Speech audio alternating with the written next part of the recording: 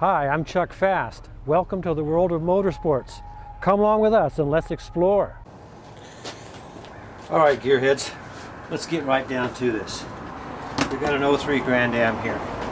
Check engine light comes on, or that MIL light, whatever you want to call it. And you get the code 0440, the old evap code. Guy down at the parts store immediately sells you a gas cap, right? You buy that and put it on there. Doesn't work for you. Reset the code, goes through the cycle, comes back on again in a few days. So you know that didn't work.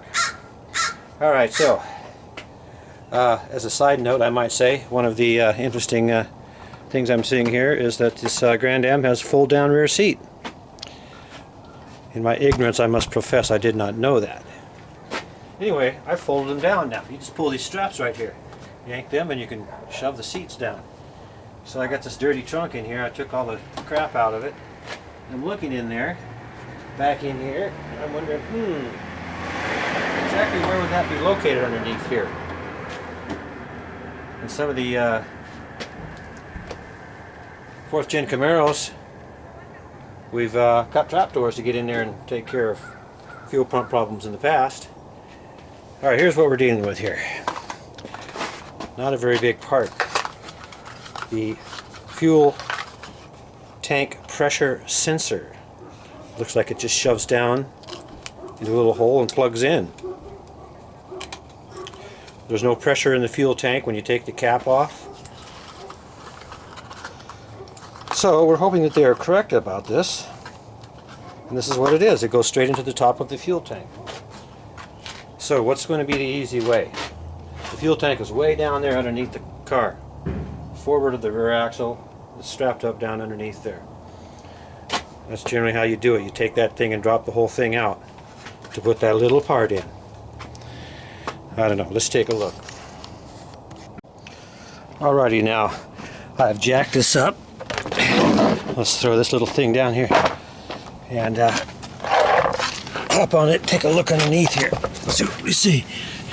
Alright, here's the gas tank right here. Alright, there's all of the connections, all of the lines and things coming out of it right there. And I know that right up on the top side here, it gets higher. Yeah. Okay. Alright, now here's the deal. I'm pretty sure these come right out of the center, right on the end, right there. Right up on the top side is where all these come out at. So, if I were to try to access, I would want to cut right about in the center, right down. How close is this? Are these lines and things to the body? That's the question. Well, I'll crawl in here a little further and see if I can take a look. Oh boy, was I way off. Look here, I folded the seats back up. Right there. X marks the spot. This lump here is where the fuel sender and all the lines come up. They come right up from here and right into it. So, doesn't that look like a good place where a trapdoor should have been made? Right there. I'm just guessing. Alright, here we go then. I'm going to give it a shot. X marks the spot. We got a little box scribed out there. And I'm just going to see if I can open that up.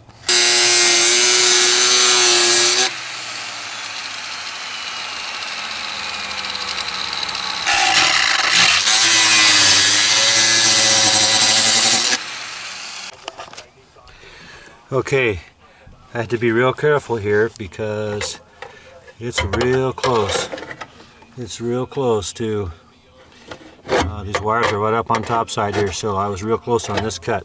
I got into a little wiring up here. So I've unhooked the battery up front like they always say to do. And I'm going to carefully make that cut. Okay, so here we go.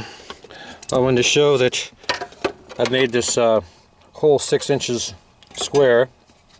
I would suggest 7 inches wide.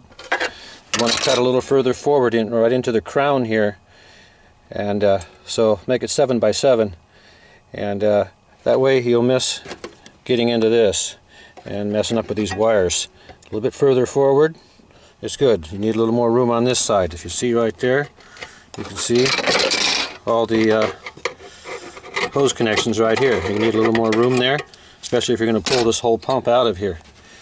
So that's my suggestion, and then just hinge it at the back. See, it has a tendency to want to bend right here, but at any rate, that's it. All I have to do is replace this thing. So this, it just sticks in the hole right there. It shoves right into the hole. No big deal. So, you know, I'll just hook this back. I unhooked this wire so I could fix the damage that I did. So I'll plug it back in. There's a little blue thing that you got to pry out right here in order to get this one out. Okay. So we'll just plug these things back in. Okay, plug back in. I'm going to stick the little blue thing back in here just to make sure that's held in place. There we go. There it is. Everything's in place there. I'm just going to go ahead and knee on that. Bend that sucker back down. I don't know if I want to seal this back together just yet. I should test this. The car's gonna have to run through its cycle now. It's gonna take a couple days. You got to drive on the freeway and start and stop it and drive different speeds and all of that. But and then you'll find out I unhooked the battery, so it's going to reset the light. So the light will be out when I start it up. Now I know somebody's going to say, you know, you've damaged the car, and you know, it's like some surgeon cutting some poor schmuck's stomach in order to fix his hemorrhoids. But you know, it's covered by this, it's covered by carpet, it's covered by the seat. It'll be sealed up. No one will ever see it, except for maybe the next poor schmuck who has to fix the pump or something, pulls the gas tank out and looks up there and sees, oh, look at that, there was an access hole, after he's done all that work and stripped a couple bolts on the straps and got gas all over them and all that stuff. Anyway, we're going to start this thing up. Okay, the battery's hooked back up. Now let's put the key to it. Alright, there we go. All lights are out, except for the seat belt light. So, like I said, it's going to take a couple days now for it to cycle through. That light does not come back on. And we'll check it too. We'll check it with our little, we'll put our scanner on it. But if this helps her get this thing through DEQ so she can get her tags renewed, that would be great. The part was $39.99 at AutoZone. And let me go get the bill. We'll show you what the estimate was on this job.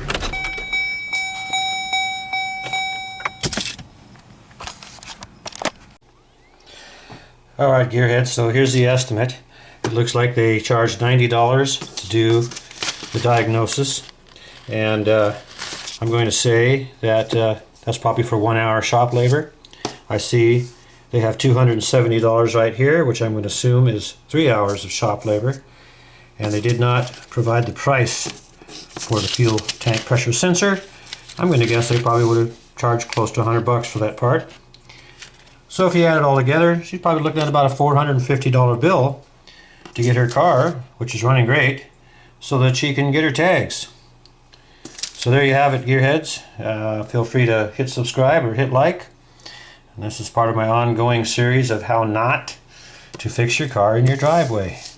But then you watch me make mistakes, and then you do it the right way later on. A little review on Pomona, and did you know about this Skillman kid before he showed up?